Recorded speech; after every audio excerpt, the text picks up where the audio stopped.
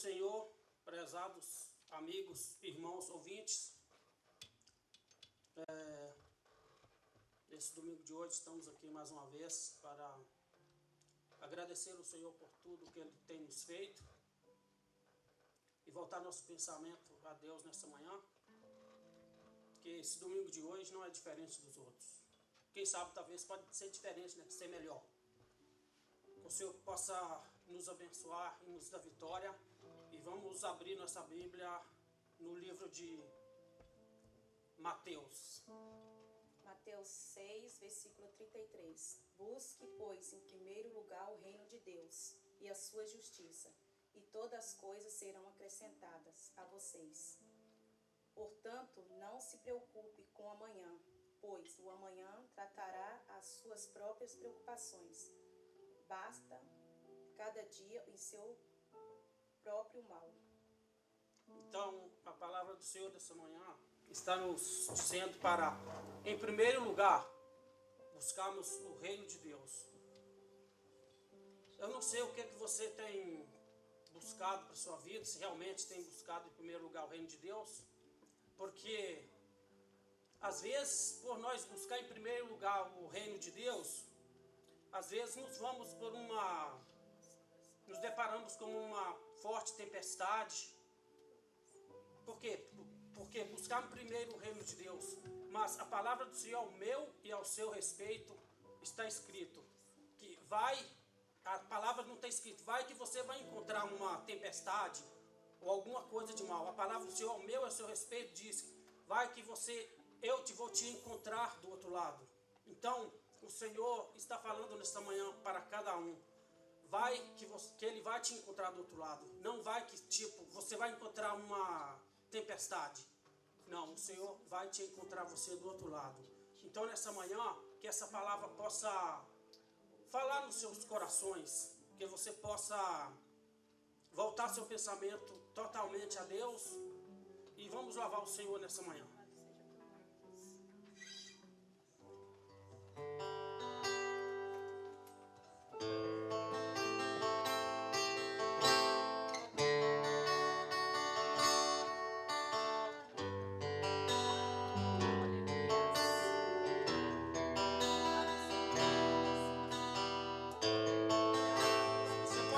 Sua casa aí também.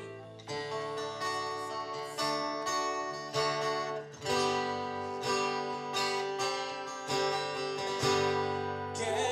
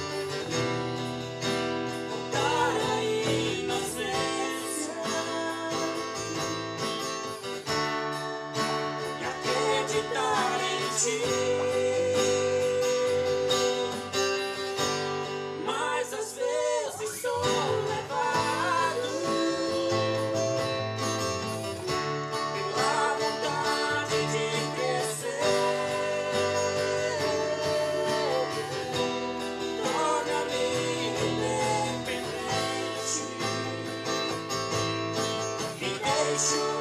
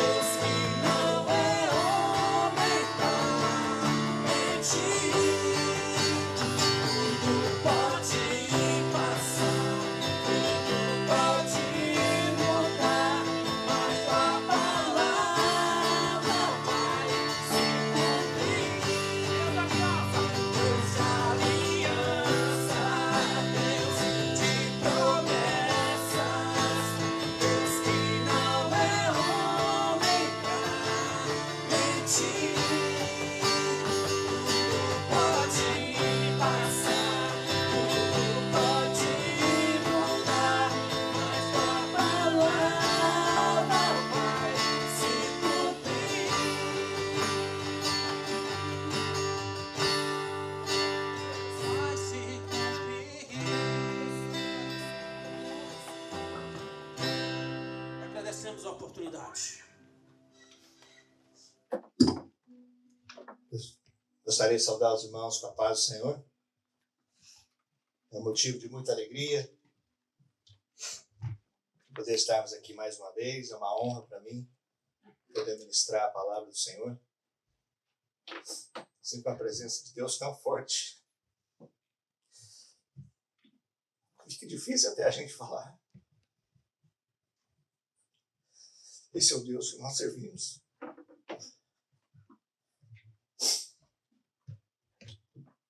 Por favor, você que está em casa, nos ouvindo, abra sua Bíblia no livro de Atos, no capítulo 9, no versículo 5.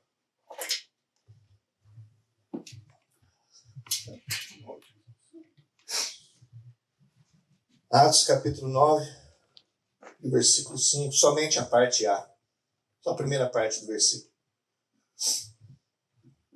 E diz assim a palavra do Senhor. Ele perguntou: quem és tu, Senhor? Fecha os teus olhos. Pai querido, mais uma vez nós nos reunimos na tua casa, Senhor, para te adorar, Jesus, para te exaltar, para te dizer que não há outro além de ti, Senhor, e que nós somos gratos pelo teu amor, pela tua misericórdia, Senhor. Tu és a nossa rocha, Senhor, tu és tudo para nós.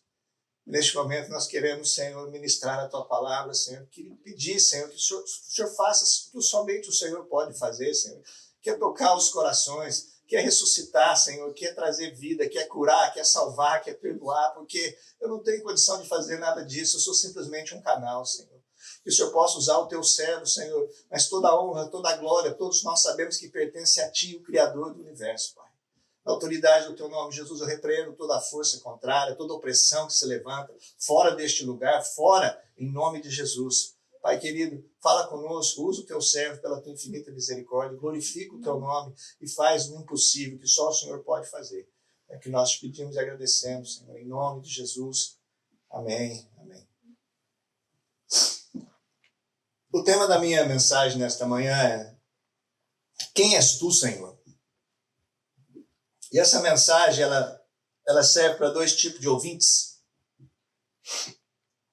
Aquele que já ouviu falar de Jesus, mas nunca o conheceu, ou seja, o que não está salvo ainda. E também aquele que já conhece, que serve o Senhor, mas ainda não conheceu o Senhor na sua plenitude. Seria como muitas vezes a gente compra um aparelho eletrônico, por exemplo. Nós compramos uma televisão da Samsung, ou compramos algo, um carro, compramos um celular e a gente sabe que o celular faz ligações. Nós sabemos que um carro chega de um lugar a outro, leva você onde você precisa. Nós sabemos que uma televisão pode passar uma imagem. Mas muitas vezes nós não sabemos o tanto, no pacote que está incluído, quantas coisas um celular pode fazer, né? Você pode tirar foto, você pode fazer palm print, você pode fazer GPS location, enfim. A televisão também tem, né, a sua conexão sem fio, o carro tem isso, tem aquilo, seus features, né? Que muitas vezes a gente não sabe que está incluído no pacote. Assim também, muitos de nós, conhecemos o Senhor Jesus como Senhor e Salvador, o que é necessário. Não tem como, não tem decisão, não tem conhecimento melhor do que reconhecer o Senhor como Senhor e Salvador. No texto que nós lemos, todo mundo conhece a história, antes que Jesus subisse aos braços do Pai, ele fez a promessa do Espírito Santo, logo no capítulo 1 de Atos. No capítulo 2 se cumpriu essa promessa, chegando o dia de Pentecostes, o Espírito Santo encheu todos que estavam naquele lugar, no Upper Room, e eles foram cheios do Espírito Santo. Logo em seguida, eles começaram a pregar o Evangelho com tanta eloquência, com tanta unção, com tanto poder, que Pedro, numa mensagem, ganhou 3.000 almas. E logo começaram também a surgir milagres, né? Coxos caminhando, cegos enxergando, tudo aquilo que Jesus havia começado, agora os discípulos estavam continuando. E todo aquele poder de Deus foi trazendo uma certa inveja no meio dos judeus, até que no capítulo 7 nós temos o primeiro mártir que morreu, que foi Estevão, pregando Jesus cheio do poder de Deus, usando as escrituras no Antigo Testamento para mostrar Jesus no Antigo Testamento. Houve uma inveja tão grande no meio do sumo sacerdote, das autoridades religiosas de Jerusalém, que apedrejaram Estevão. No capítulo 9, então, Paulo, que era um judeu muito zeloso pela lei, que havia pedido autoridade pedia uma carta de autorização das autoridades religiosas de Jerusalém para que fosse a Damasco na sinagoga para perseguir os que eram do caminho. O caminho, nós, os cristãos, nós éramos referidos muito como o caminho no livro de Atos, né? Todos que estavam no caminho, né? E Paulo pediu, então, Saulo, até então, pediu autorização para que fosse em Damasco para perseguir os cristãos. Nessa viagem, no caminho, a Bíblia diz que apareceu uma luz tão forte e a reação dele foi: quem és tu, Senhor? E a resposta foi: eu sou Jesus a quem tu persegues. Para Paulo, ele se manifestou, né? Paulo perguntou: quem és tu, Senhor? E eu sou Jesus. No Evangelho de Mateus, no capítulo 16, Jesus pergunta para os discípulos: quem dizem no povo que eu sou? E Pedro disse: uns dizem que tu és Elias, outros dizem que tu és João Batista, outros dizem que tu és Jeremias, outros dizem que o Senhor é um dos profetas. E Jesus perguntou para ele, então: e quem vocês dizem que eu sou? Né? E Pedro toma a palavra e diz: tu és o Cristo, o Messias, o Filho de Deus. Então, esse conhecimento até agora, Jesus como Messias, Jesus como Filho de Deus, Jesus como Senhor, esse é um conhecimento que todos nós cristãos temos. E esse é necessário. Todos nós temos que ter esse conhecimento, pois Jesus é Senhor e Jesus é Salvador. Mas se eu falar para vocês que vai muito mais além disso, foi por isso que eu usei o exemplo da televisão e do carro, do telefone, que ele está cheio de features, que está incluído e você nem sabe. E por isso, na pergunta, para quem és tu, Senhor? Eu encontrei pelo menos 8 respostas do Senhor no Evangelho de João. Uma delas não vai fazer parte da mensagem porque prova a divindade de Cristo. Nós sabemos, todos nós, que Jesus é Deus, sempre foi e sempre será Deus. No capítulo, eu encontrei 8 eu sou de Jesus no Evangelho de João. No primeiro que não é parte da mensagem, mas para mostrar que está lá, ele fala assim: nós sabemos que essa menção eu sou é o nome de Deus no Antigo Testamento. Quando o Senhor aparece para Moisés e fala para ele assim: eu tenho ouvido o clamor do meu povo, vai até lá e tira o meu povo. E Moisés fala: mas se eles me perguntarem quem mandou, quem que eu falo? E o Senhor falou: dizem que o eu sou o que sou, o eu sou te enviou. Então, o eu sou é uma referência de Deus no Antigo Testamento. No capítulo 8, versículo 58 de João, Jesus diz assim: antes que Abraão existisse, eu sou.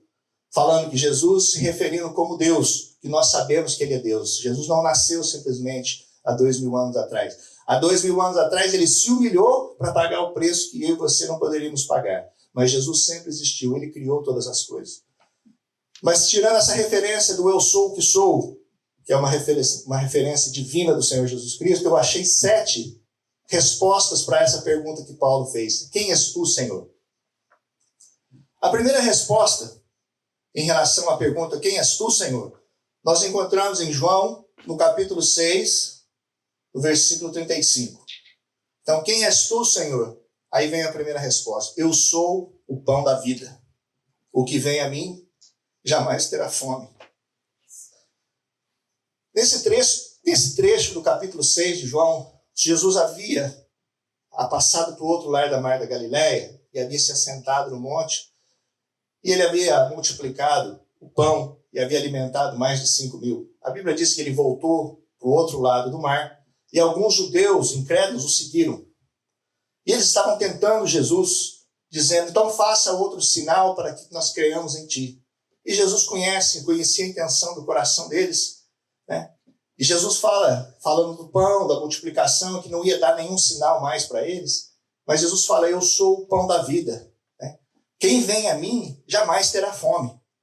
Agora, pão, nós sabemos que é alimento. E alimento fala de saciar a fome ou uma necessidade. Para nós entendermos melhor sobre o pão, nós temos que entender sobre a fome. E quando eu fui estudar a palavra fome no contexto, a palavra fome, peinal, no grego, ela tem pelo menos 4 significados. A primeira significação da palavra é a fome literal que nós temos quando deixamos de comer. Você almoça e depois não come nada até a noite, você vai estar com fome. Essa é uma fome literal que é realmente, né, um dos significados, uma das traduções da palavra fome. Também fome é traduzido como um estado paupérrimo. Para quem não sabe o que é paupérrimo, você sabe o que é pobreza. Ser paupérrimo é o estado máximo da pobreza. Não tem como ser mais pobre. Também é traduzido como fome. Também fome é traduzido como um desejo ardente. Como assim? Lá em Mateus, no capítulo 5, versículo 6, Jesus diz assim: bem-aventurados sois vós que têm fome de justiça. Essa fome é traduzida também, né, o peinal, como um desejo ardente. Então, fome literal, um estado de pobreza incalculável, um desejo ardente. E a quarta significado é passar necessidade. E é sobre isso que eu quero mencionar breve.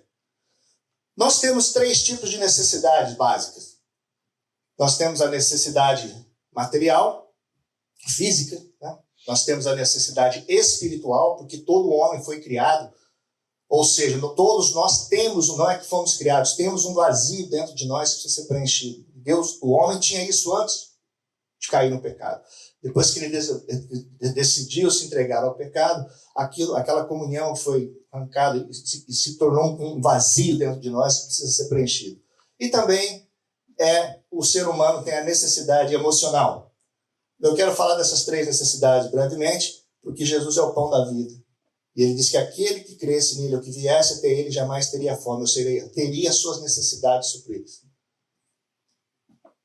A irmã Fabiana já disse aqui, no versículo que eles leram, a necessidade material não tem situação melhor para a gente experimentar agora a fidelidade de Deus do que nos momentos que nós estamos passando agora. Muitos de nós saem para trabalhar, o marido vai trabalhar, a esposa vai trabalhar, e agora com essa escassez de não poder sair, né, já a renda já não é mais a mesma. Se os landlords, né, se como se diz, os donos de casa não estão cobrando o aluguel dos inquilinos, nós não sabemos, pela lei eles teriam que ter algum tipo de perdão, mas de uma forma está escasso agora. A gente tem que tomar cuidado com o que gasta, porque não está entrando dinheiro no momento, né? Mas a Bíblia diz para nós que o Senhor cuida, Ele cuida do lírio do campo, o Senhor cuida dos passarinhos. Eu falei isso da última vez que eu preguei, e nós temos que crer naquilo que nós pregamos. Ou nós cremos nas promessas da Bíblia, ou então nós largamos mão e voltamos para aquela vida antiga que nós vivíamos, o que nós sabemos que o final dela é a perdição eterna. O Senhor continua provendo, o Senhor quer simplesmente que nós confiemos nele. É aquele que coloca a sua confiança no Senhor, ele jamais vai ser confundido. Essa necessidade material, o Senhor supre, porque ele prometeu que ele cuidaria dos passarinhos, ele cuidaria das demais coisas, como a irmã Fabiana disse.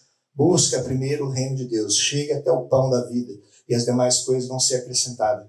A necessidade material, confia no Senhor que ele vai suprir para você. É promessa.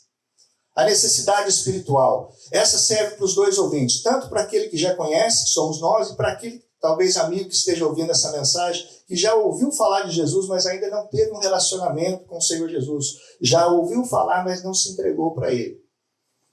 A necessidade espiritual é aquele vazio que você sente dentro de você, que muitos procuram preencher com droga, muitos procuram preencher com a fama, muitos procuram preencher com o dinheiro, com mulheres, com sexo, com qualquer coisa que temporariamente você acha que pode preencher. Mas no final das contas você vai ver que continua vazio do mesmo jeito.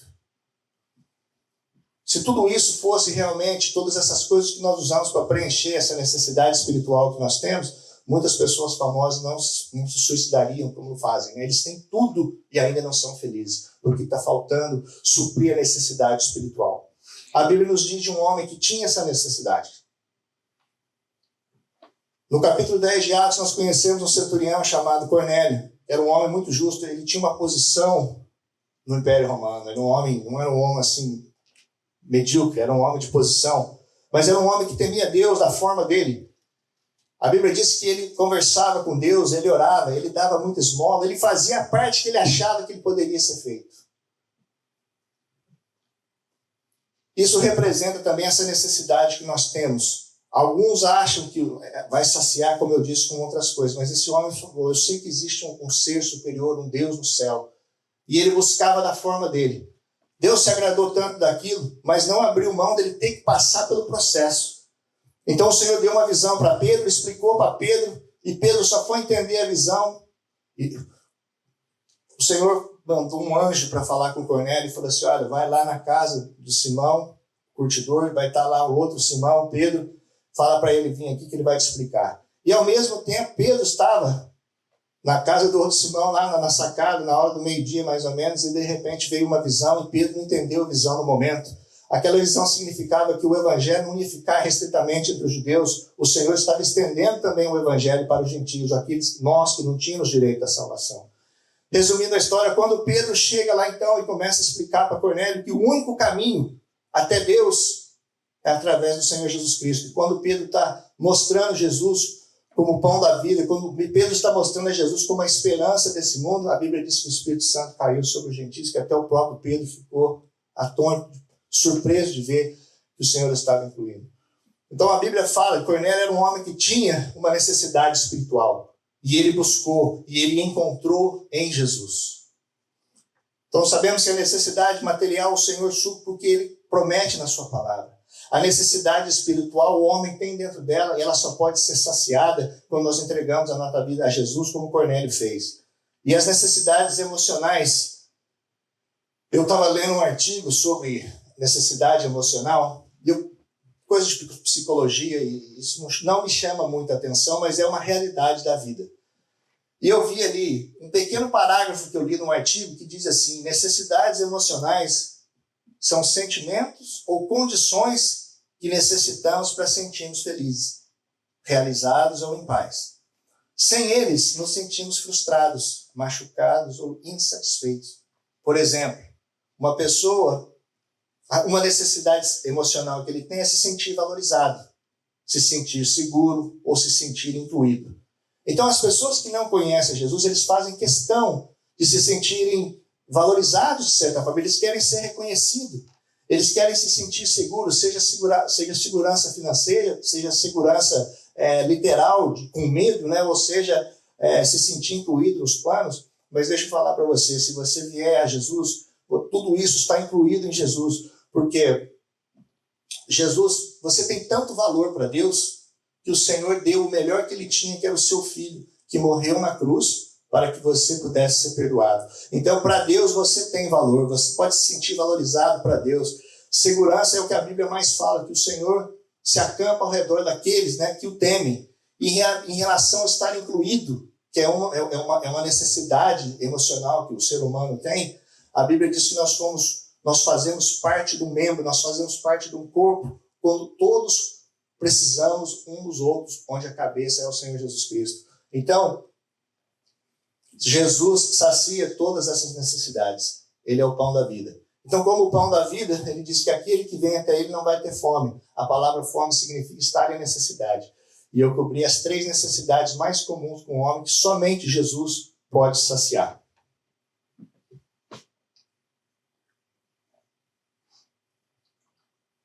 Jesus é o pão da vida. Respondendo concernente à pergunta, quem és tu, Senhor? A segunda resposta de Jesus, quem és tu, Senhor? Está em João, no capítulo 8, versículo 12. Jesus diz, primeiro ele disse, eu sou o pão da vida. Agora ele diz, eu sou a luz do mundo. Quem me segue não andará nas trevas, pelo contrário, terá a luz da vida. A palavra trevas, para a gente entender o que Jesus é, nós temos que entender o contrário. Né? No caso, a palavra fome ia ser saciada. Então, para a gente entender o que era saciar a fome, a gente tinha que entender a palavra fome. A palavra trevas, Jesus disse aqui, né, eu sou a luz. E quem me segue sai das trevas. A palavra trevas ela tem 3 significados. A primeira, a palavra trevas, scotia, no grego, significa escuridão literal. Todo mundo sabe o que é trevas. Você está num lugar, você apaga a luz, obviamente você vai estar em trevas, uma escuridão. É literalmente a escuridão.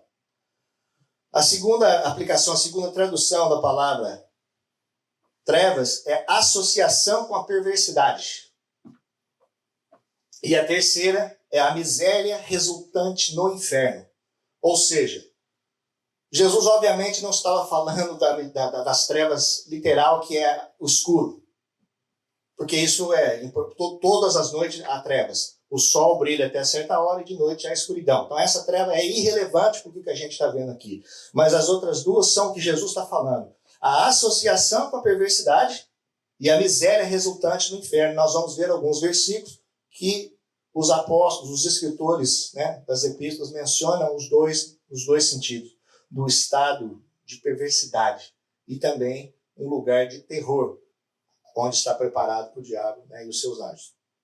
Em outras palavras, trevas é o mesmo que viver no pecado. Quando nós estudamos a Epístola aos Romanos, nas suas 5 divisões, a primeira divisão, Paulo separou 3 capítulos para falar do estado, da condição do homem. E aí ele, usando os ímpios de uma forma geral, que as coisas que o ímpio faz, eles não têm desculpas diante de Deus. Mas ele não fica só com os ímpios de uma forma geral, ele também ataca os moralistas. Os moralistas são os hipócritas que falam uma coisa, mas não fazem, que julgam as pessoas achando que ele é melhor do que os outros. Mas Paulo diz no capítulo 2 que os moralistas também não escaparão ao juízo de Deus. Não ficou só no gentio e não ficou só no moralista. Paulo inclui o seu próprio povo, os judeus, que é o povo de Deus, dizendo que os judeus não devem se gabar por ser judeus, porque eles também estão debaixo de condenação. Não tem como escapar. Paulo mostra para nós, chega no capítulo 3, 23, Paulo mostra para nós que todos pecaram e destituídos estão da glória de Deus. Essa era a forma que nós vivíamos antes. Todo mundo nascido de mulher, infelizmente, por causa do pecado de Adão, já está em trevas. Não tem desculpa. Se você é advogado, se você nunca roubou, se você nunca matou, se você vive uma vida, se você ajuda os pobres, tudo bem, parabéns. Mas isso não te salva. Porque todos nós pecamos e todos nós fomos destituídos da glória de Deus. Isso é andar nas trevas. Agora, não significa que nós devemos continuar nas trevas. E Jesus, como a luz do mundo, veio para tirar o homem das trevas. Uma profecia que se cumpriu, aqueles que estavam, né, no vale da sombra da morte viram grande luz. Né? Ou seja, Jesus veio para todos aqueles que viviam no pecado, para todos aqueles que estavam mortos no pecado. E eu vejo existem 3 exemplos da Bíblia que me comovem de ver uma verdadeira conversão genuína de 3 pessoas, pelo menos, que tiveram um encontro com a luz e tiveram uma transformação de vida que deveria ser na vida de todos aqueles que seguem o Senhor Jesus Cristo. 3 pessoas que viviam em trevas, brevemente, que a Bíblia descreve. Muito mais, mas esses 3 que sempre me chamam a atenção. Primeiro é a mulher pecadora de Lucas, no capítulo 7. A Bíblia diz que um fariseu havia convidado Jesus para jantar. E essa mulher, ouvindo falar, até no capítulo 7 de Lucas, já a fama de Jesus já estava se espalhando por Israel, que havia um homem que perdoava pecado, um homem que expulsava demônio, um homem que curava enfermidade, que trazia uma mensagem de amor. E essa mulher curiosa falou: eu preciso lá ver. Estava lá os dois, né, jantando, entrou essa mulher, e quando ela olhou Jesus, se deparou com Jesus, automaticamente ela teve um encontro com a luz, e ela começou a chorar, e as suas lágrimas começaram a tocar o pé do Senhor. Ela pegou o seu cabelo, começou a enxugar os pés do Senhor, e quebrou um perfume caríssimo e colocou nos pés do Senhor. O fariseu, duro de coração, disse: se esse homem fosse profeta verdadeiramente, soubesse que tipo de mulher que está relando nele. E Jesus, né, conhecendo o pensamento do fariseu, falou assim: sei quem é esta mulher. Né? Aí Jesus propõe uma parábola para ele, fala: um credor tinha 2 devedores, um devia 500 denários e o outro devia 50, e não tendo como pagar os 2, perdoou. Aí Jesus pergunta para ele: quem você acha que amou mais? O que devia 500 ou o que devia 50? Ele falou: obviamente o que devia 500. Falou: pois é. Eu entrei na tua casa, tu não me deste beijo. O ósculo santo é costume dos judeus. Eles se saúdam com um beijo no rosto. Isso é bíblico, né? É costume deles. Entrei na tua casa, tu não me deste o beijo no rosto. Também me deste água para lavar os pés. Essa mulher, desde que eu entrei aqui, não me para de regar os pés com as lágrimas e enxugar com o seu cabelo. Então ela fala assim: é por isso que quanto mais foi perdoado, mais amor demonstra. Não importa a tua situação, o Senhor te perdoa. Não importa o que você fez, o Senhor te perdoa. Ele morreu para perdoar os teus pecados. Zaqueu, meu Deus, que conversão desse homem. A Bíblia diz que havia um Zaqueu que era o chefe dos publicanos. Os publicanos eram aqueles que trabalhavam para os romanos cobrando impostos. Eram considerados traidores e ladrões, porque eram cidadãos judeus que trabalhavam para os romanos. E eles, se tinha que pagar $10 de táxi, eles cobravam 20. Eles metiam a mão no seu próprio povo. Então eles eram conhecidos como ladrões, como pecadores. E Zaqueu ainda era o chefe deles. Tinha muito dinheiro, Zaqueu. A Bíblia diz que o Senhor ia passando e ele ouviu falar que Jesus ia passando. A luz ia passar. E ele, de baixa estatura, né? Ele subiu numa figueira brava, numa árvore, e ele ficou olhando o mestre passar. Jesus viu ele e falou: desce daí, porque hoje me toca ficar na tua casa. A Bíblia diz que quando ele entrou na casa de Zaqueu, automaticamente também ele teve um encontro com a luz, porque Jesus, ele falou assim: Senhor, de tudo que eu roubei, eu quero dar a metade da minha riqueza para os pobres, e se teve alguém que eu roubei, eu quero devolver 4 vezes mais. Foi uma conversão genuína. Não somente ele reconheceu Jesus como Senhor, ele reconheceu Jesus como a luz, e ele automaticamente começou a agir, devolvendo aquilo que ele havia roubado. Isso é conversão genuína. É você deixar de fazer as coisas que você fazia e começa a fazer as coisas ao contrário. Por quê? Porque ele teve um encontro com a luz. E se não bastasse esses 2 testemunhos maravilhosos da Bíblia, também, em Lucas também, no capítulo 23, a Bíblia diz que Jesus foi crucificado com 2 ladrões, um à sua direita e o outro à esquerda, e um deles disse: se tu és o Filho de Deus, então salva a ti mesmo e salva nós também. Pensando naquela vida, né? Voltar para a vida antiga, para continuar.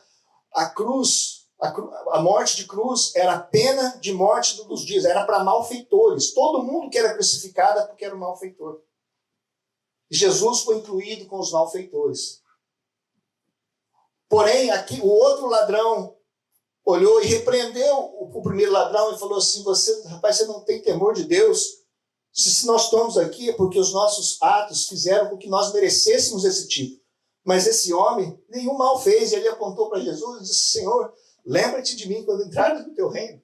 E Jesus falou para ele: em verdade eu te digo que hoje mesmo estará comigo no paraíso. Ele reconheceu Jesus como Senhor, como Rei, porque é o que Jesus é, não existe outro. Jesus é o Rei dos Reis, Ele é o Senhor dos Senhores, Ele é o Salvador do mundo, e não há autoridade maior. Jesus é a autoridade máxima do universo. A Ele toda a honra e toda a glória. A mulher pecadora teve um encontro com a luz e foi transformada. Jesus falou para ela, né? Jesus disse para ela: vai e não peques mais. Zaqueu recebeu a luz e deixou de roubar e devolveu aquilo que ele havia roubado. E o ladrão, já antes de morrer, reconheceu Jesus, provavelmente arrependeu do que tinha feito. E Jesus não disse para ele: eu vou ter que pensar o que você fez. Mas Jesus falou: hoje mesmo você está comigo no paraíso. E não importa o que você fez, Jesus perdoa o teu pecado. Ele quer te salvar. Mas nós sabemos que andar nas trevas, quem anda nas trevas, vai chegar uma hora que você vai ser lançado nas trevas. O fato de nós todos havermos nascido em trevas não nos dá o direito de continuar nas trevas. Jesus morreu para que nós saíssemos das trevas. Mas se você quiser continuar nas trevas, então olha o que alguns versículos que a Bíblia diz relacionados com as trevas. Mateus 8:11 diz: digo-vos que muitos virão do Oriente e do Ocidente e tomarão lugares à mesa com Abraão, Isaque e Jacó no reino dos céus. Ao passo que os filhos do reino serão lançados para fora, nas trevas, e ali haverá choro e ranger de dentes. Trevas aqui no sentido de castigo, de separação eterna de Deus. Mateus 22:13 diz: então ordenou o rei aos serventes: amarrai-o de pés e mãos e lançai-o para fora, nas trevas, e ali haverá choro e ranger de dente. Trevas, outra vez, sendo usado como um lugar de tormento. 2 Pedro 2:4 diz: ora, se Deus não poupou anjos quando pecaram, antes precipitando-os no inferno, os entregou ao abismo de trevas, reservando-os para o juízo. E Judas, versículo 5, diz: quero, pois, lembrar-vos, embora já estejais cientes de tudo, uma vez por todas, que o Senhor, tendo liberado um povo, tirando da terra do Egito, destruiu depois os que não creram. E há anjos os que não guardaram o seu estado original, mas abandonaram no seu próprio domicílio. Ele tem guardado sob trevas. Então, trevas, traduzido na Bíblia como escuridão, essa é irrelevante, porque todo dia tem trevas. Mas as trevas aqui, as duas aplicações que Jesus se refere é uma vida de pecado e o lugar eterno para onde aqueles que decidem viver nas trevas também serão lançados nas trevas exteriores. Mas Jesus te diz nessa manhã, eu sou a luz do mundo. Quem vem a mim não andará em trevas. Amém? Então, entrega o seu caminho ao Senhor. Receba o Senhor como o pão da vida que supre as tuas necessidades. Jesus disse, eu sou o pão da vida. Jesus disse, eu sou a luz do mundo.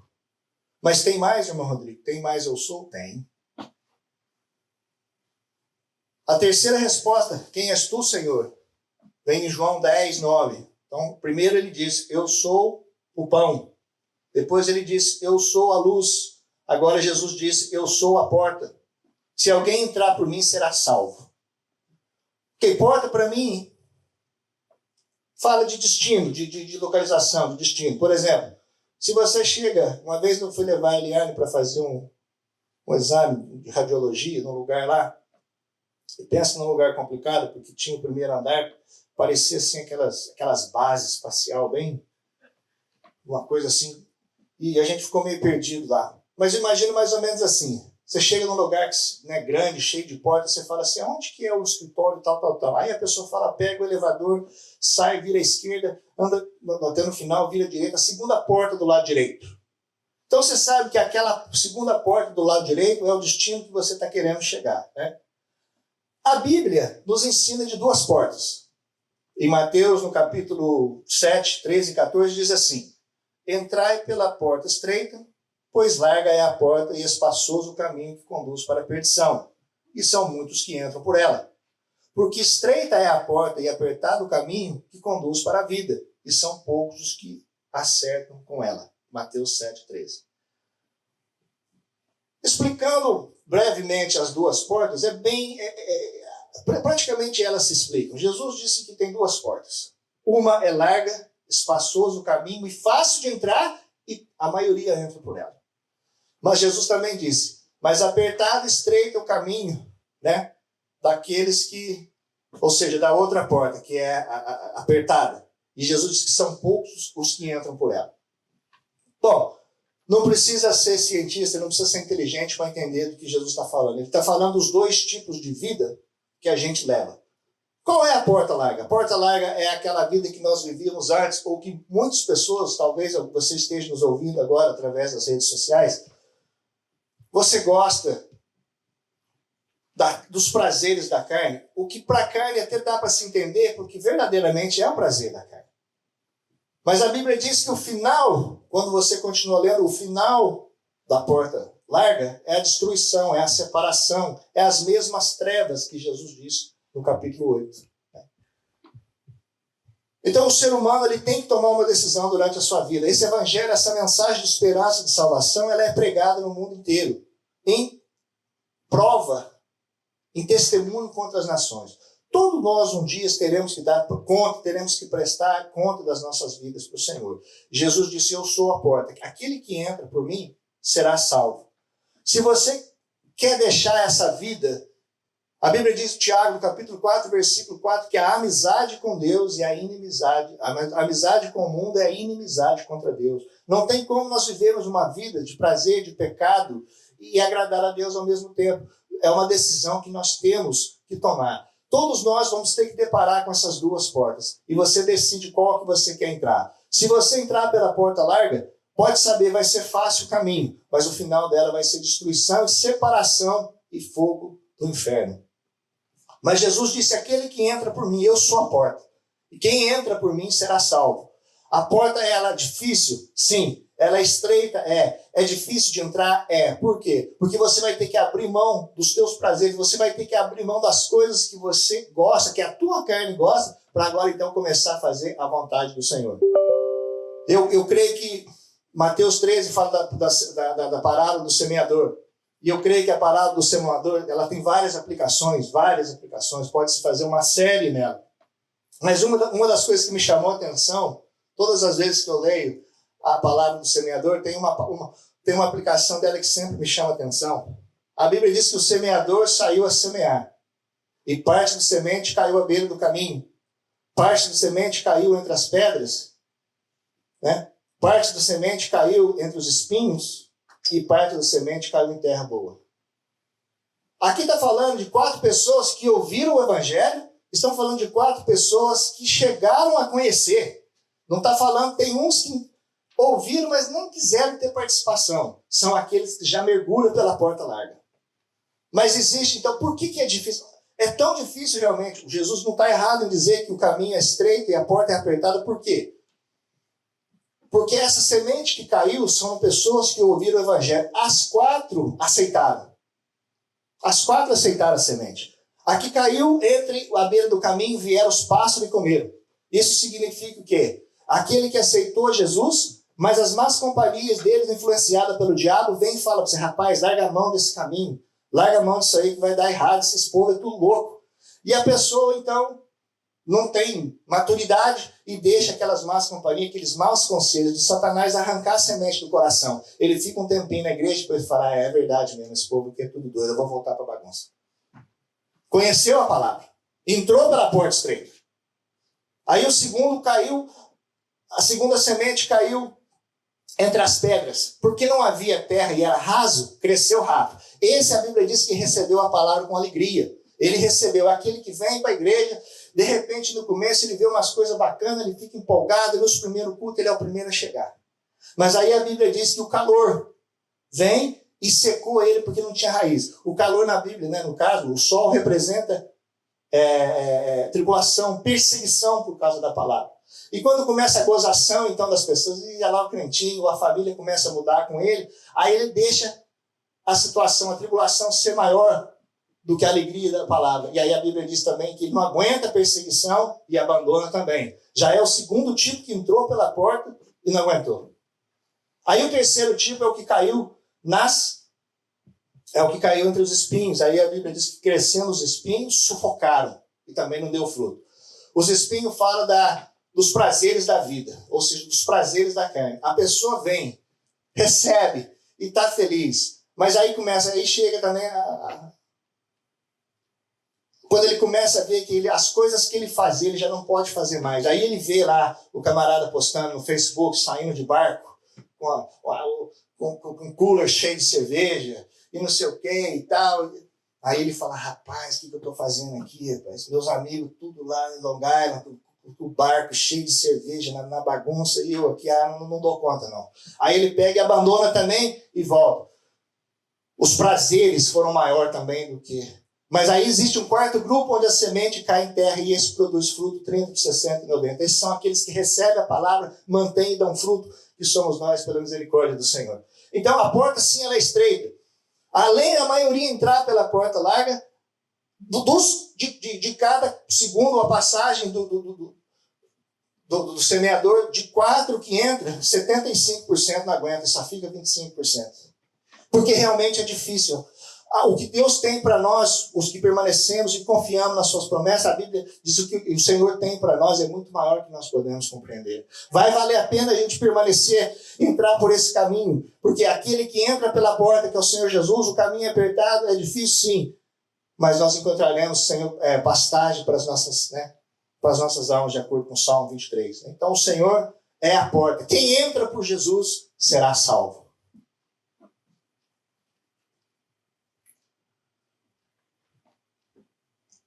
Respondendo, então, a quarta pergunta. Já vimos, então, Senhor, Jesus disse, eu sou o pão da vida. Quem vier a mim não terá fome. Eu sou a luz do mundo. Quem me segue não andará em trevas. Jesus disse, eu sou a porta. Em quarto lugar, Jesus disse, eu sou o bom pastor. João 10, 11. O bom pastor dá a vida pelas ovelhas. E eu nunca... Esse negócio de pastor é uma cultura muito grande da parte oriental do mundo. Eu não sou de cidade grande, mas também não sou de cidade, então eu não tenho muito conhecimento dessa vida de agricultura, vida rural e tal. Então eu tive que fazer um pouquinho uma pesquisa para entender um pouquinho sobre o que é ser pastor de verdade, porque a gente ouve muito, a Bíblia usava muito essa linguagem de pastor, e eu não entendo nada de ovelha, muito menos de pastor. Então, para a gente ter uma maior compreensão do que às vezes a Bíblia está falando, isso é meditar na palavra de Deus, isso é você pegar as escrituras e cavar para ver qual é a riqueza dela. E eu não sabia nada nem de ovelha nem de pastor. Aí eu falei, Jesus, o que o senhor quer dizer? Aí, antes da gente entender o que um pastor faz, nós temos que entender um pouquinho da ovelha. E eu não vou falar da ovelha porque eu aprendi estudando que, meu Deus, na ovelha sai um ensino fantástico. Quem sabe, numa outra oportunidade, eu faço um ensino sobre as ovelhas porque eu fiquei de queixo caído. A perfeição da palavra de Deus. Mas duas coisas que eu aprendi da ovelha, entre várias. Primeiro, a ovelha é super indefesa. Pensa num bichinho tonto, desculpa. Pensa num animalzinho, qual é a palavra? Ingênuo. Não sabe fazer nada. É um bichinho realmente que não faz mal para ninguém. E ela, além de ser indefesa, ela é totalmente dependente. A ovelha não faz nada sozinha. Agora, eu tive que mostrar essas duas aplicações da ovelha para entender quão maravilhoso é um pastor, o verdadeiro pastor. Então, o contexto aqui, Jesus está falando de dois tipos de pastores. Na verdade, ali aquela passagem de João 10:10, onde o ladrão veio para matar, roubar e destruir, não é diretamente para o diabo, é do pastor mercenário. Mas pode ser aplicado para o diabo, né? Então, Jesus está falando de dois pastores. Jesus está falando do bom pastor, que dá a vida pelas ovelhas, e está falando daquele que é pago para cuidar da ovelha, porque mercenário faz as coisas por dinheiro. Na hora do vamos ver, o que recebe vaza. Ele não quer saber. Mas o verdadeiro pastor que eu aprendi é o seguinte, ele tem algumas qualidades. A primeira deles, ele é sentinela. O que é o sentinela? Sentinela é o que vigia, né? Ele está ali ligado, né? Porque as ovelhas são indefesas. Então Jesus não somente ele é a porta, mas ele é o sentinela da porta também. Ele fica ali prestando atenção para ver o que está acontecendo, né? Então ele não... Aí as perguntas, mas o mercenário não pode ser um sentinela, um vigia também? Pode, mas se ele vê o perigo, ele vaza. Agora o verdadeiro pastor não, ele vai, enfrenta o mal e ele dá a vida pela ovelha, né? Então, Salmo 121 fala que o guarda de Israel não dormitará e não cochilará, né, o dono de Israel. Então a Bíblia fala que o Senhor não dorme. Ele está sempre, os olhos do Senhor estão sempre vigiando, ele não dorme, ele é o guarda de Israel. Israel somos nós, o Israel espiritual. Então ele é sentinela. O pastor é protetor. Eu amo ler o Velho Testamento e ver os livramentos que o Senhor fez para aquele povo. E tem um dos livramentos mais lindos que eu vejo na Bíblia é o rei Ezequias. O rei Ezequias era um bom rei. Já nessa época, Israel havia sido levado pela Assíria. E os reis da Assíria eram reis muito arrogantes, reis muito malvados. Já no tempo de Ezequias, o rei do momento era o Senaqueribe, e pensa num homem arrogante e ruim. E ele já havia conquistado o mundo todinho daquela época. E ele começou a afrontar Ezequias, e Ezequias estava temeroso. E ele falou assim, mandou um recado para Ezequias, falando assim, eu e meus antepassados, eu e meus pais, já conquistamos o mundo, e todos eles clamaram os seus deuses. E nenhum Deus deles pôde livrar eles da minha mão. Agora você acha que o teu Deus vai te livrar da minha mão?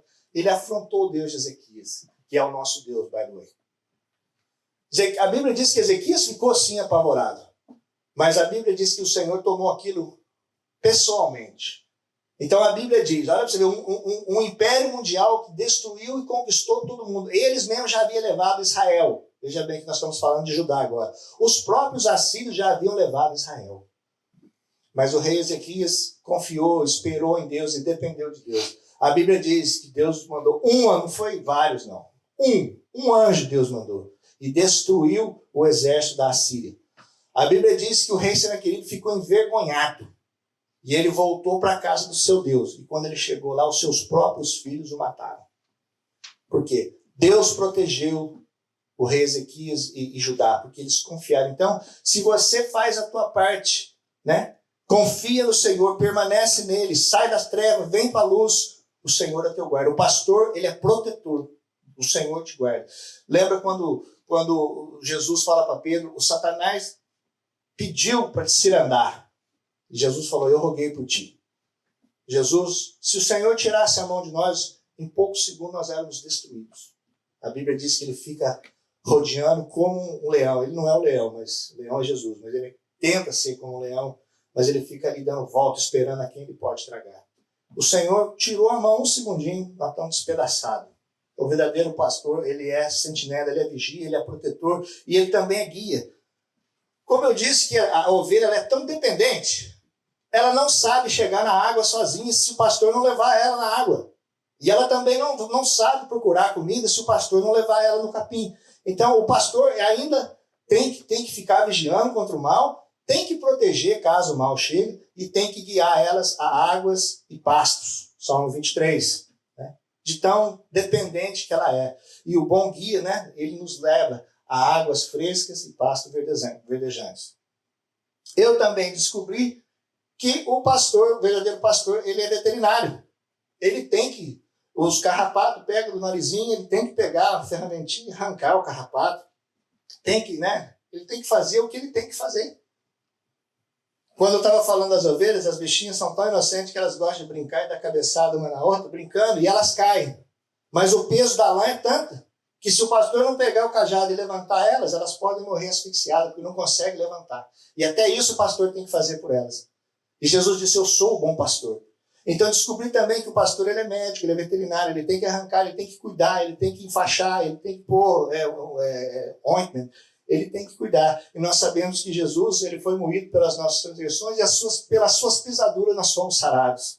O Jesus, o bom pastor, ele cura também. O pastor ele é salvador, no sentido, nós sabemos que o nosso Jesus ele é o salvador do mundo. Mas no sentido, aplicando aqui para as ovelhas, se uma se perde, ele vai atrás, ele deixa as 99 e ele vai atrás daquela que se perdeu, significando que você que estava no caminho do Senhor um dia e se desviou, o Senhor está te esperando, ele está te procurando, esperando que você volte porque ele te ama, ele é o bom pastor.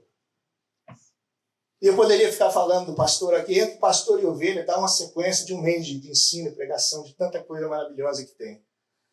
Mas a Bíblia diz lá, no capítulo 10, versículo 11, eu sou o bom pastor, e o bom pastor dá a vida pelas suas ovelhas. Há 2000 anos atrás, Jesus desceu do seu paraíso e morreu morte de cruz para que você e eu pudéssemos ser perdoados. Jesus entregou a sua vida, ele derramou sangue. Se você ainda não entendeu o que é sofrer, assiste de novo A Paixão de Cristo e vê a cena do chicote, porque eu acho que aquele filme foi o filme mais real, mas eu creio que nem aquele filme pode refletir exatamente o que Jesus passou. Naquele filme, os pedaços de carne saíam voando do chicote. Isso aí estava tudo lá em Isaías. Isaías já tinha visto Jesus todo transfigurado, a carne do Senhor sendo moída. Se você acha que o mercenário, quando o negócio aperta, ele foge, mas Jesus dá a vida. E ele deu a vida para nós, para que nós pudéssemos ser salvos. Se você não compreender um amor desse, se você não compreender uma fidelidade, um amor imenso como esse, eu não sei mais o que você pode compreender, porque não existe ninguém como Jesus, não existe outro como ele. O Senhor Jesus é o nosso pastor e nada nos faltará. Então, se Jesus disse, eu sou o pão da vida, ele supre necessidade. Jesus é a luz do mundo, ele nos tira das trevas. Jesus é a porta, ele é o destino final, é a salvação. E Jesus é pastor, ele cuida de nós. Mas em João 11:25 vai mais além de tudo isso até agora. Ele diz, eu sou a ressurreição e a vida. Quem crê em mim, ainda que morra, viverá. A Bíblia diz que Lázaro estava doente. E Marta e Maria mandaram mensageiros chamar Jesus, falaram, olha, aquele que se ama está doente. E Jesus ouviu então que Lázaro estava doente, mas a Bíblia diz que ele continuou ainda fazendo o que ele estava fazendo. Então Jesus ouviu, mas aparentemente dá até a entender que, mas Jesus não fez nada. Aqui tem várias lições. É o tempo de Deus. Não adianta. O tempo de Deus não pode ser mudado. Às vezes para nós está atrasado, mas Deus tem o seu propósito, porque depois Jesus fala, isso é para a glória de Deus. Essa não é para a morte, mas é para a glória.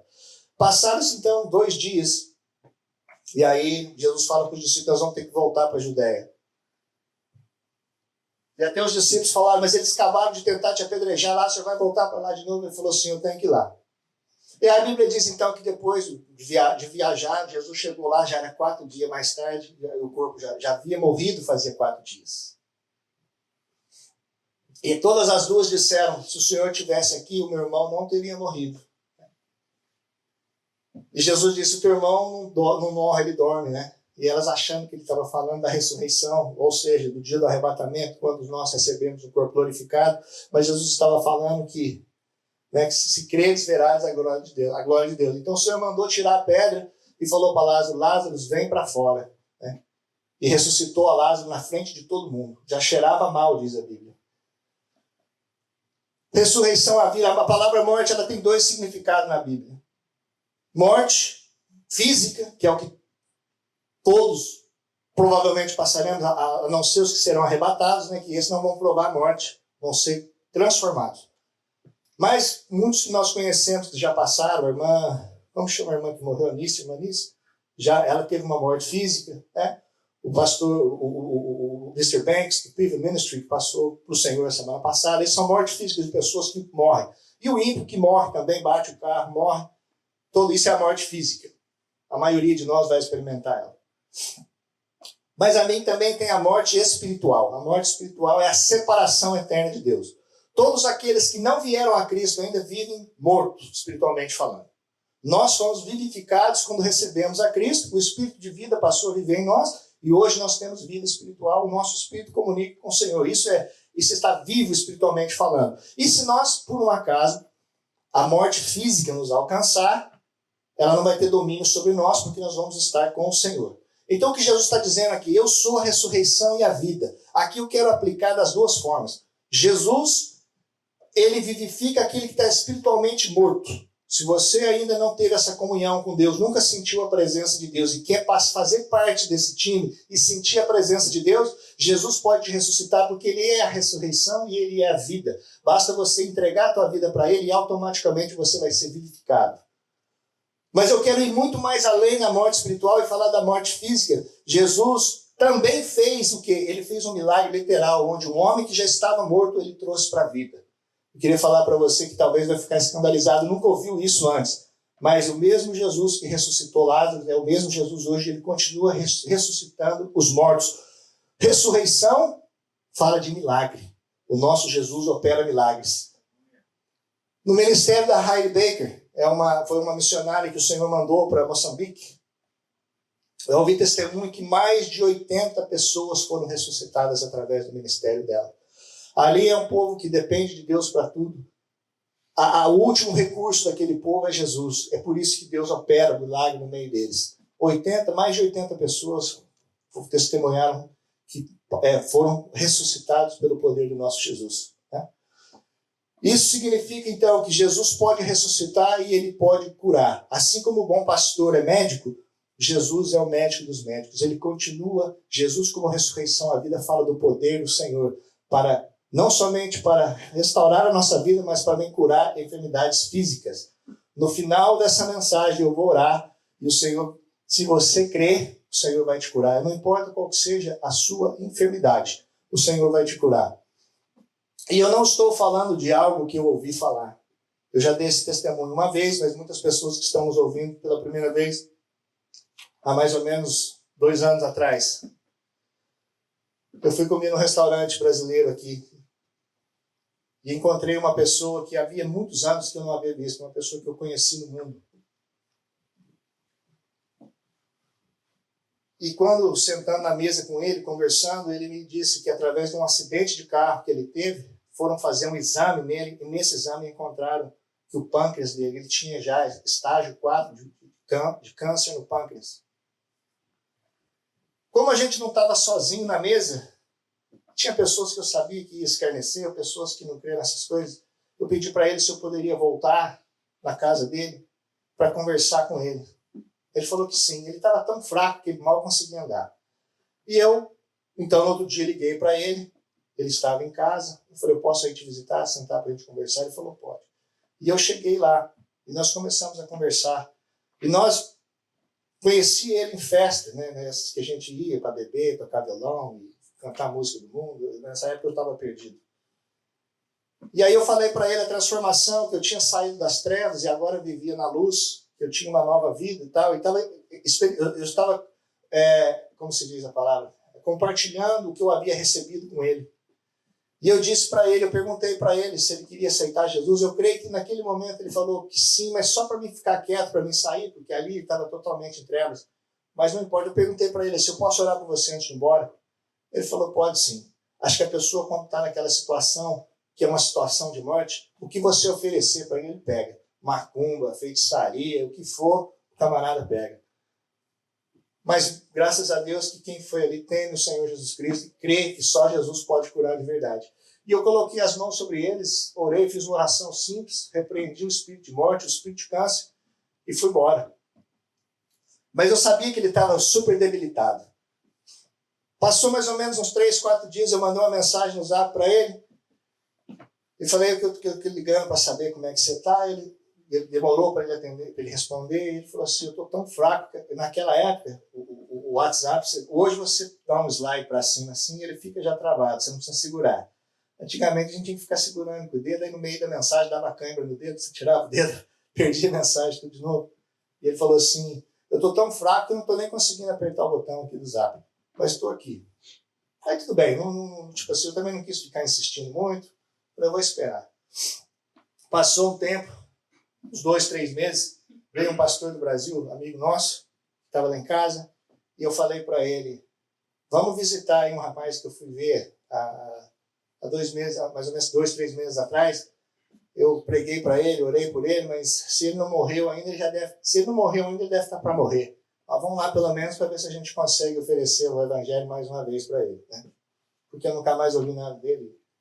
Quando nós chegamos lá, para a honra e glória do Senhor Jesus Cristo, esse homem estava completamente sarado, completamente curado, a enfermidade já estava começando a trabalhar de novo. E até ontem eu chequei, a gente não se fala muito, eu não quero forçar, para não achar que Jesus, isso ensina que o Senhor Jesus curou 10 leprosos, só um voltou para agradecer, os outros 9 receberam a cura e não voltaram. Esse ainda, eu chequei no WhatsApp, ele ainda está lá, a mensagem, fazia 1 hora que ele tinha entrado no WhatsApp. Significa que ele continua vivo e forte. Conheço uma outra pessoa, crente, que estava na mesma doença, mesma situação, e já morreu faz mais de 1 ano. Jesus não salvou a crente, porque ela já ia para um lugar, mas salvou o ímpio, e ele continua firme e forte. E eu imagino que o Senhor está dando tempo para ele se arrepender. Mas é só para dizer para você que o Senhor Jesus continua curando. Ontem a Damaris comeu um negócio lá, começou a dar alergia nela. Foi automática, né? Ela tem alguns problemas de saúde. E a Eliane, eu estava preparando a minha mensagem, desci, e a Eliane falou, ora pela Damaris, porque ela não está muito bem. Eu impus as mãos sobre a Damaris e simplesmente falei, Jesus, é a tua palavra. O Senhor disse que é para nós impor as mãos sobre os enfermos e eles serão curados. Eu falei, o Senhor é um Deus, o Senhor não mente, o Senhor é um Deus verdadeiro. Eu coloquei as mãos sobre a Damaris, orei, e depois, quando vi ela já estava para lá e para cá, parecendo uma pipoca.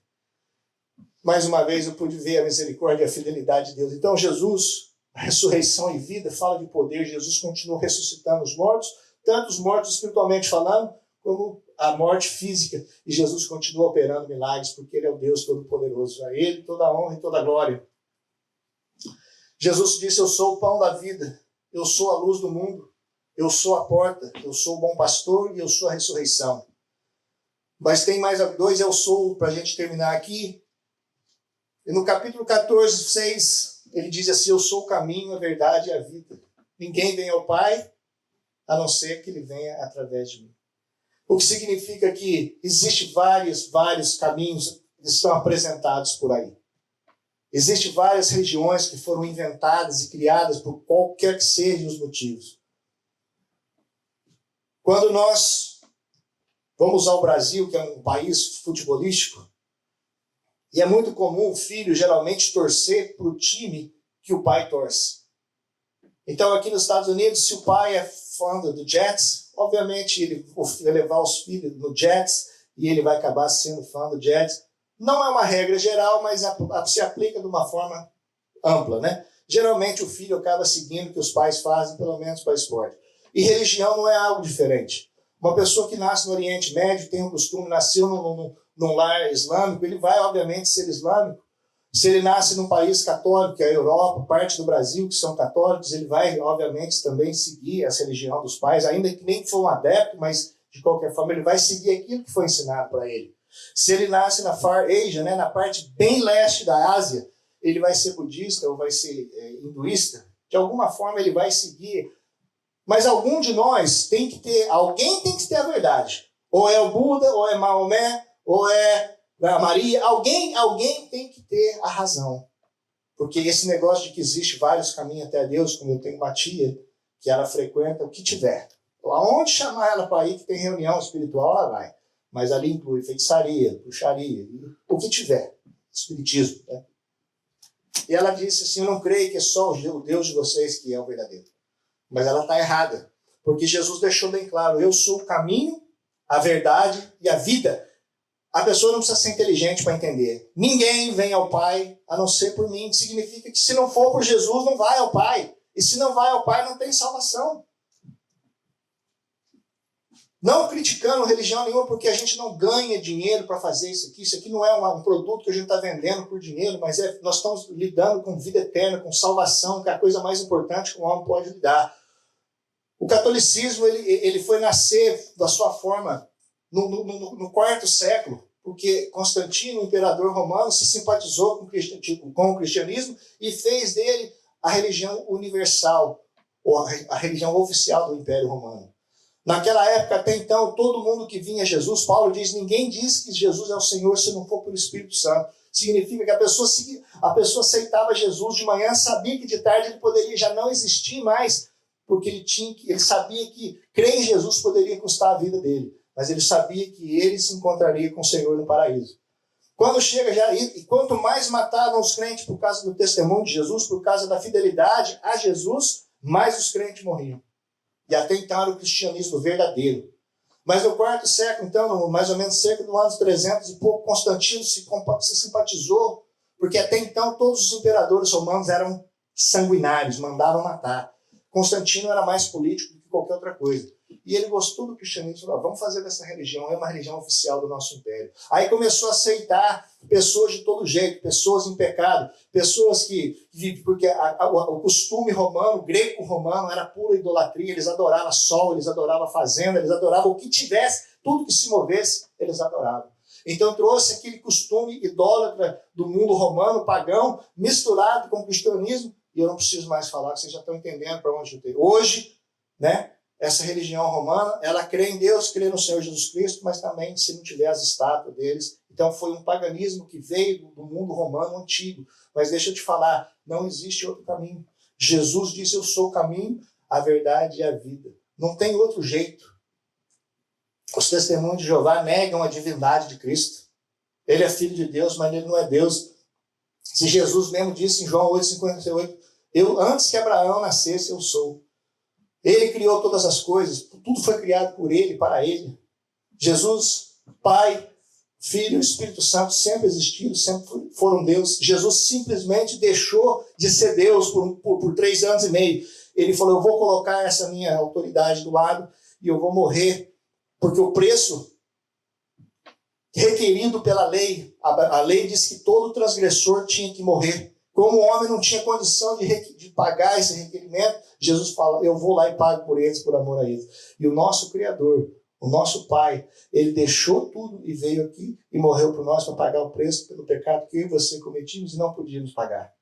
Jesus é o único que pode salvar. Ele é o caminho, ele é a verdade, ele é a vida. Sem Jesus não há salvação. Não me importa o que estão pregando aí fora. A palavra era verdadeira. Jesus é o caminho, a verdade e a vida. Sem ele não há salvação. E para terminar, o 7º eu sou de João. Jesus disse então, eu sou o pão da vida, eu sou a luz do mundo, eu sou a porta, eu sou o bom pastor, eu sou a ressurreição e eu sou a verdade. E para terminar, o último eu sou do Evangelho de João, Jesus diz, eu sou a videira verdadeira e meu pai é o agricultor. A videira verdadeira, nós vamos chegar à conclusão que ela é o resumo dos outros 6.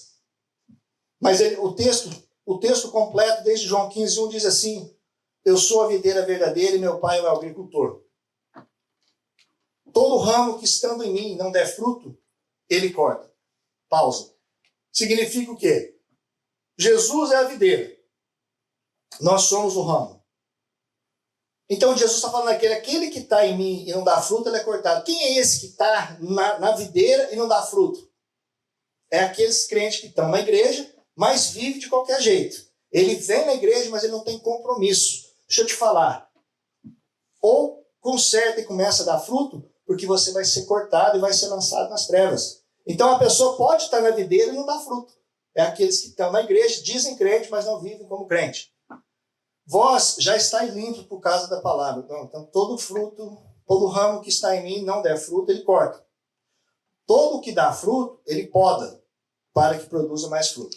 Então, o que está na igreja por estar, vai ser cortado de uma vez por todas. Mas aquele que está e está indo bem, ele poda. Podar é cortar as pontinhas para que crie força. Essa podagem aí, no caso, fala das dificuldades que nós passamos, que o Senhor permite nas nossas vidas para que nós crescemos. Isso é podar. Deus não pode dar tudo de mão beijada para nós, né? Ele tem que dar uns tapinhos de vez em quando, umas puxadinhas de orelha. Isso é podar, mas para que a gente possa crescer mais. Permanecer em mim e eu permanecerei em vós. Aqui Jesus está falando do livre-arbítrio. Jesus, eu fico com você se você ficar comigo, mas se você quiser ir, eu vou te esperar, eu vou sofrer, eu vou chorar, mas eu não posso te impedir. A Bíblia diz em Lucas 15 que o Senhor ficou esperando o filho que foi. Ele não impediu o filho de ir, mas ele não deixou de esperar o filho até que o filho voltasse. Mas ele teve que obedecer o livre-arbítrio do filho. Jesus diz, permanecer em mim e eu permanecerei em vós. Se você quiser ir, Jesus vai ficar triste, mas ele não vai impedir. Como não pode o ramo produzir fruto de si mesmo, se não permanecer na videira, assim nem vós o podeis dar. E se não permanecerdes em mim, eu sou a videira, vós os ramos. Quem permanece em mim e eu nele, esse dá muito fruto. Agora vem o versículo-chave de tudo que nós lemos até agora.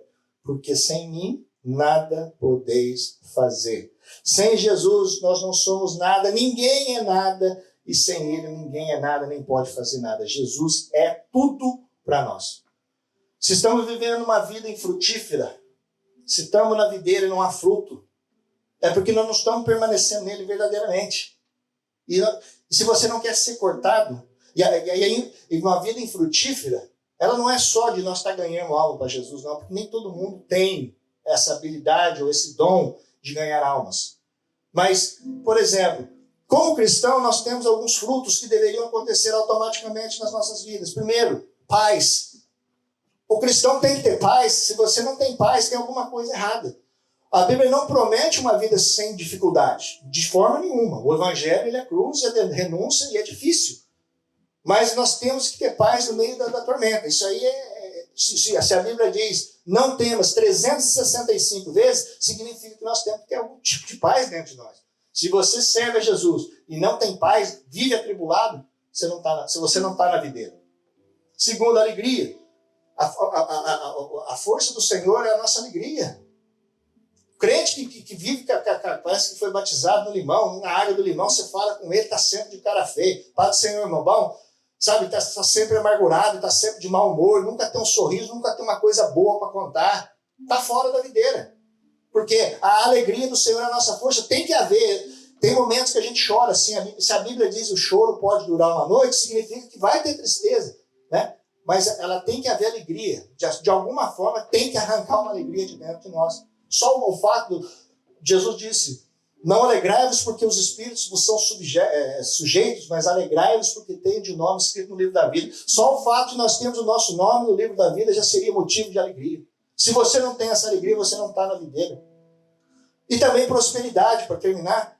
A prosperidade não é só financeira, não. A palavra próspero no dicionário é tudo aquilo que progride. Então você pode você pode ser rico e não ser próspero.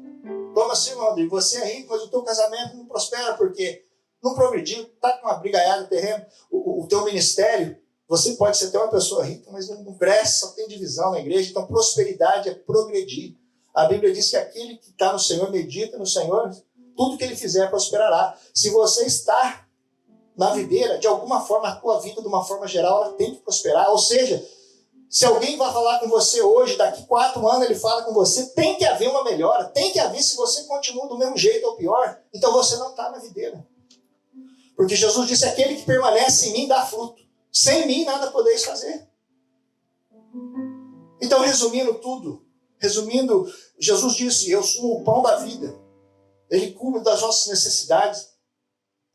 Sou a luz. Se você quiser sair das trevas, Jesus é a luz do mundo. Ele é a porta para a direção, para você ser salvo. Bom pastor, ele cuida de nós. Ressurreição, ele ainda é um Deus que opera milagre. Verdade, não tem outro além dele. Todo mundo fora de Jesus é engano.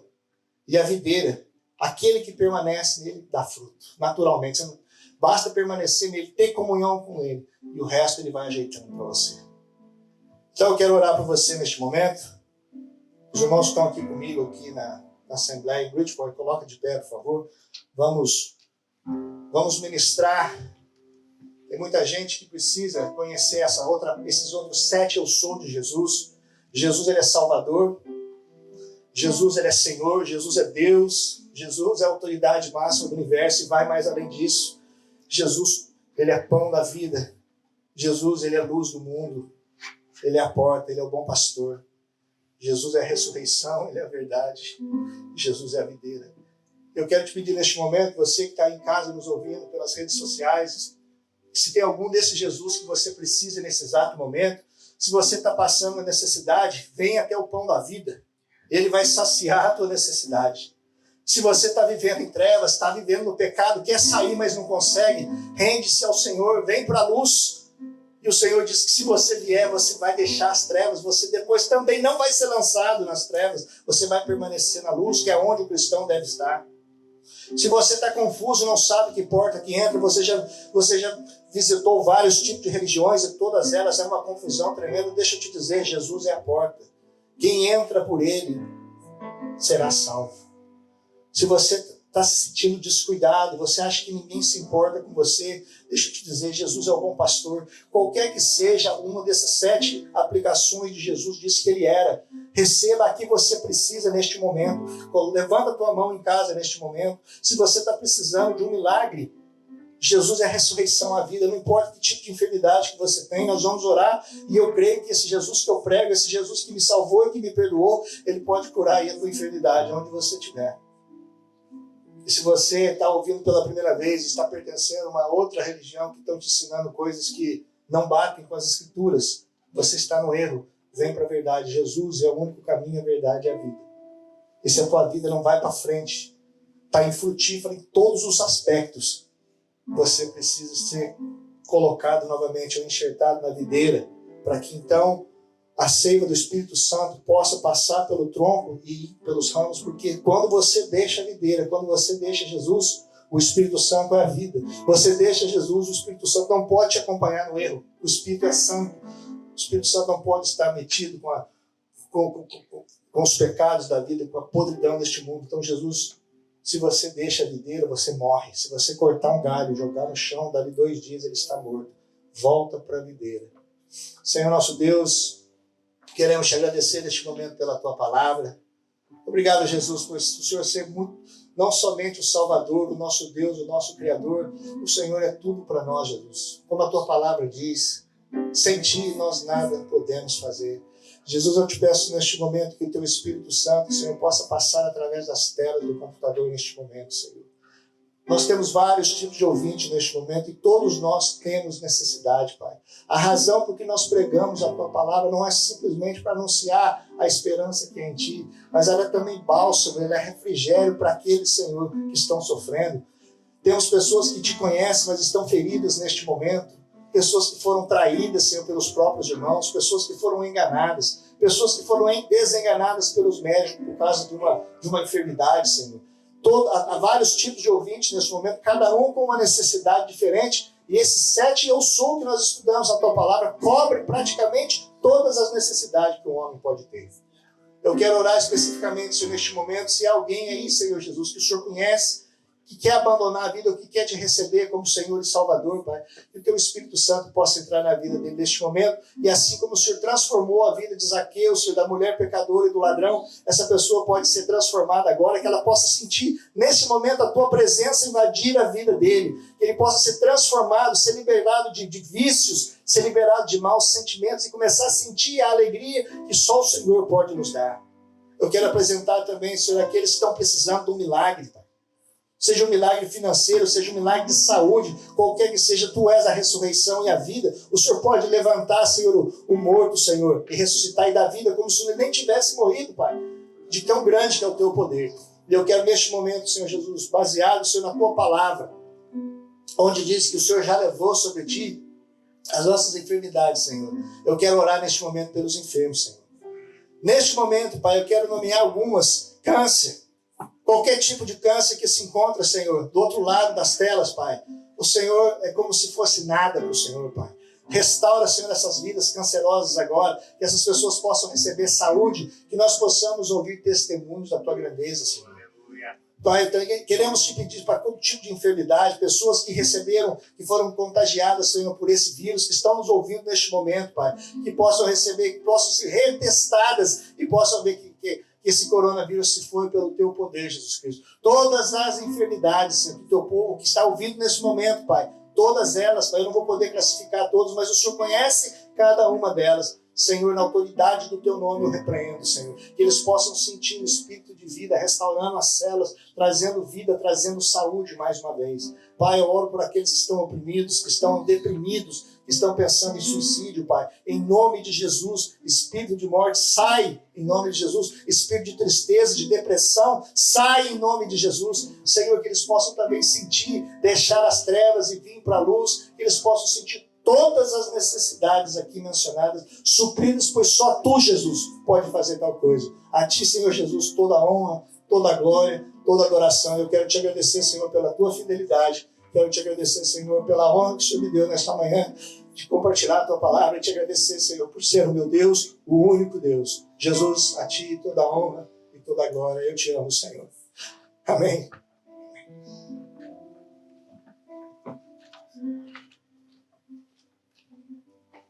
Glória a Deus. A igreja aí reunida nos seus lares, né? Os que estão vendo agora de manhã, os que estão vendo mais tarde o culto. Deus está conosco, é tempo de nós preparar. Cada vez mais o Senhor tem falado no meu coração que é nosso tempo de preparar para aquilo que está para vir, que é a nossa grande porta de ganhar vidas, preparar vidas para o reino de Deus. Temos o privilégio de ter muitas pessoas abençoadas nessa igreja, igual o irmão Rodrigo, que tem sido uma mão para nós aqui. Queremos estender as nossas orações dos irmãos. Tem alguns irmãos que já pegou o vírus, que estão lidando com o coronavírus, com sintomas, graças a Deus, não tão ruins, outros com sintomas um pouquinho mais agravados, mas eu peço à igreja para orar, né? A igreja, ela é uma igreja baseada em oração. Em outras palavras, a igreja ela tem que ter comunicação com Deus, ela tem que ter contato com Deus, né? Se você não ter contato com seus pais, aí de repente do nada vai falar com eles, eles vão sentir até meio sem graça, porque você não tem contato com eles. Mas se você estiver constantemente comunicando com eles, né, aquilo que está nas mãos dos seus pais, eles vão claramente fazer, porque eles sabem que você realmente está em contato com eles. Deus quer que nós estamos sempre em contato com Ele, porque Ele quer ouvir nossas necessidades, Ele quer resolver os nossos problemas. Então eu peço à igreja para orar eu não vou falar os nomes, porque às vezes a gente, como seres humanos, temos preconceito das pessoas com qualquer coisinha, né? Então eu não falo o nome das pessoas que pegaram os vírus para as pessoas não começarem a falar, não posso chegar perto de lá. O vírus não é assim, gente. Mas eu estou falando para nós realmente orar para as pessoas, orar pelas as casas que foram afetadas, orar para as pessoas que estão. Nós temos acho que 3 ou 4 enfermeiros no ministério. Orar para as pessoas que estão sendo corajosos, guerreiras. E eu fico muito feliz de conhecer essas pessoas que têm enfrentado esse vírus, não como covardes, mas como guerreiros de uma guerra, tomando conta de pessoas realmente bem infectadas, bem doentes. Eu quero orar para as pessoas também para que Deus livre eles dessas doenças, né? Então vamos orar nesse momento, agradecer ao irmão Rodrigo, né? Agradecer a Deus pela palavra que deu para ele. E o Senhor continua usando a igreja. A igreja é um órgão, ela tem que ser útil, ela tem que se mover. O o que Deus tem colocado no teu coração para comunicar com pessoas, orar com pessoas. Não pense que é da tua cabeça, é o Espírito Santo que habita dentro de você. Ele está querendo despertar a igreja para dar fruto, igual que nós vimos agora. Estamos aqui nos Estados Unidos, começou a primavera. Deus despertou as árvores para começar a brotar. Tem árvore que já começou a dar folha, tem árvore que está começando a dar agora. Mas o que foi? O despertar do tempo, da temporada certa para despertar. E eu falo para a igreja, é a temporada certa para você despertar, para você começar a brotar, para você começar a abrir as suas folhas, para você começar a dar o seu fruto. Porque vem ao nosso tempo de brilhar. A igreja foi chamada para honrar o nome do Senhor. E eu peço para você nesse momento para tomar isso como sério. Você é parte do reino. Você é parte do corpo e você tem responsabilidade de fazer algo para o Senhor, né? Vamos orar e agradecer ao Senhor por este culto maravilhoso, né? Eu espero que o som deu bem, o visual deu bem para os irmãos que estão vendo. Nós temos trabalhado em aperfeiçoar nossa mídia, por causa que é o único tipo de coisa que nós estamos fazendo em termos de culto, né? Eu falo para os irmãos, continue orando nas casas, né? Segunda-feira tem culto de oração, continue orando nas casas. Quarta-feira temos ensino via Zoom. Nós colocamos o link na página da igreja, tentamos mandar diretamente para os irmãos que têm o WhatsApp. Se você não tem o canal, no telefone registrado no WhatsApp, você não recebe mensagem da igreja, manda através ou do YouTube ou diretamente para o meu celular, e a gente coloca você lá para receber os números do Zoom para você participar. Muitos de nós estamos em casa, fazendo nada, né? Mas podemos aprender, podemos crescer como pessoas. Então, quarta-feira temos culto, o nosso irmão Rodrigo dá aula para nós na quarta-feira. Temos sexta-feira jovens, que também, através do Zoom, né? E eu falo para você, esforça para você preencher o seu tempo com as coisas de Deus. Vamos agradecer ao Senhor. Pai, vamos na sua presença. Agradecer a Ti por tudo. Agradecer a Ti pelo o que o Senhor está fazendo em nossas vidas. Pedimos o Teu Espírito para continuar abençoando o Teu povo, continuar dando força ao Teu povo. Oramos para Tuas mãos estendidas, Pai, sobre a Sua igreja, sobre o Seu povo, Pai.